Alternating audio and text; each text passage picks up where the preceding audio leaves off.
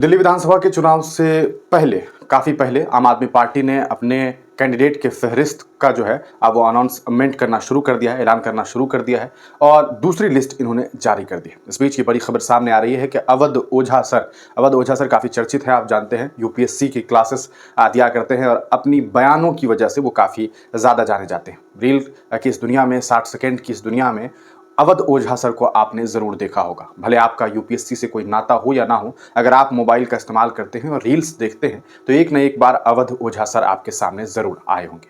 इस बीच अब ये खबर सामने आ रही है कि आम आदमी पार्टी ने उन्हें टिकट दे दिया है और सीट भी ऐसी थी है जो काफ़ी चर्चित सीट है। वहाँ से शिक्षा मंत्री आप जानते हैं मनीष सिसोदिया जी, उनकी जो सीट रही है उस सीट पर इस बार अवध ओझा सर चुनाव लड़ेंगे। जी हाँ, परपटगंज काफ़ी चर्चित पटपरगंज नाम है उस सीट से जो है अवध ओझा सर चुनाव लड़ेंगे। मनीष सिसोदिया ने ये जिम्मेदारी सीधे तौर पर अवध ओझा सर को दे दी है। शिक्षा से जुड़ा हुआ उनका कहा सकता है उनकी जिंदगी रही है और ऐसे में ये बड़ी खबर सामने आई है। सीधे देखिए वीडियो में क्या कुछ अवध ओझा सर कह रहे हैं।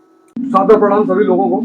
जैसा कि मनीष सर ने कहा कि आप हमें जिम्मेदारी दे रहे हैं पटपटगंज, तो सबसे पहले मैं आप लोगों से कह दूं कि आपने हमें टीवी वीडियो में बहुत देखा और सेलिब्रिटी के रूप में देखा। अब मैं आपका जनप्रतिनिधि हूं, कोई सेलिब्रिटी वेटी नहीं हूं। आपको जब भी मुझसे मिलना हो, जो भी मुझसे बात कहनी हो, आप एकदम खुलकर मुझसे कह सकते हैं। तो मैंने से बहुत सारे लोगों से जिससे मैं मिलता जा रहा हूँ, तो जी मैंने आपको वीडियो में देखा, अब मैं आपके सामने हूँ, अब वीडियो में देखने की कोई जरूरत नहीं है। दिल्ली में ही मेरे 7 आईएएस ऑफिसर हैं पिछले 25 साल की अपने शिक्षा कैरियर में।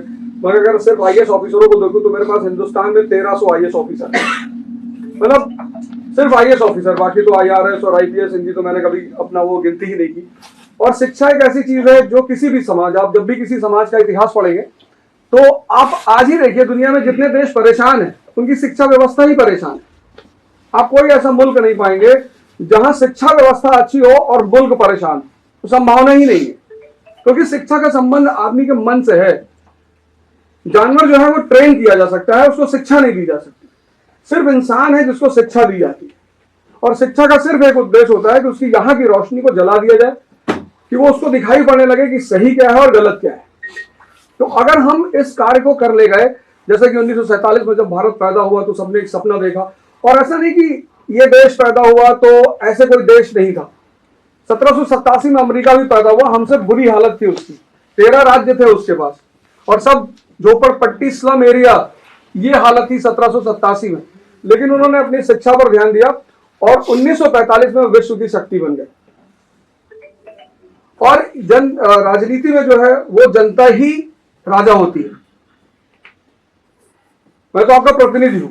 हमारा जो संविधान है उसमें यही लिखा, जो प्रस्तावना है, जो पहला पेज है, उसमें यही लिखा हुआ है, we the people of India solemnly resolve, हम भारत के लोग।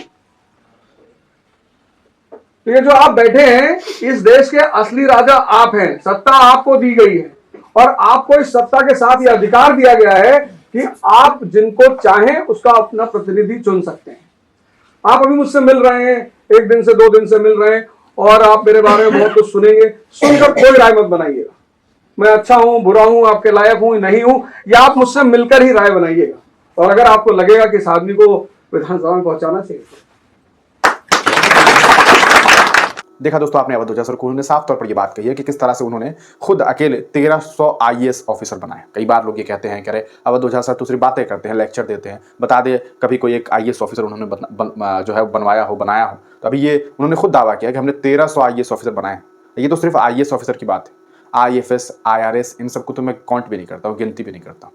तो खैर अब वो कह रहे हैं तो इसे ही मान के चलते हैं। शिक्षा जगत में उनकी एक अपनी पहचान है, अपनी एक फॉलोइंग है, और इस बार वो जो है आम आदमी पार्टी से चुनाव लड़ने जा रहे हैं। अब देखना यह है कि पटपरगंज में जो लोग हैं वो इन पर अपना यकीन जताते हैं या नहीं जताते हैं कि अपना पहला चुनाव अवध ओझा सर जीतेंगे या नहीं जीतेंगे। ये तो वक्त बताएगा, क्योंकि फैसला अंततः जनता को ही करना है। लेकिन सबसे बड़ी बात यह है कि अपनी राजनीतिक सफ़र की शुरुआत जो है, पहले तो ये बीजेपी से चुनाव लड़ना चाह रहे थे, ऐसा इन्होंने खुद एक इंटरव्यू में कहा था। फिर उन्होंने ये भी कहा कि मैं चाहता था कि चलो मैं कांग्रेस से चुनाव लड़ सकूं अमेठी से, लेकिन मैं वहां से भी चुनाव नहीं लड़ सका। स्मृति ईरानी के खिलाफ चुनाव लड़ना चाहते थे अवध ओझा सर, मेंबर ऑफ पार्लियामेंट का। जी हाँ, इसके अलावा फिर ये भी बातें पता चली कि जो बहुजन समाज पार्टी है, यानी कि मायावती जी जो हैं, वो भी टिकट देना चाह रही थी, लेकिन उन्होंने उससे चुनाव नहीं लड़ा। अंत में वो आम आदमी पार्टी में शामिल हुए हैं और आम आदमी पार्टी की शिक्षा प्रणाली जो है, शिक्षा को लेकर के जो कार्य प्रणाली है, उससे ये जो है काफ़ी खुश हैं और इस वजह से ये इस पार्टी से चुनाव लड़ना चाह रहे हैं। क्या आपको लगता है कि आम आदमी पार्टी में रह करके जब ये चुनाव लड़ेंगे तो कामयाबी हासिल कर सकेंगे?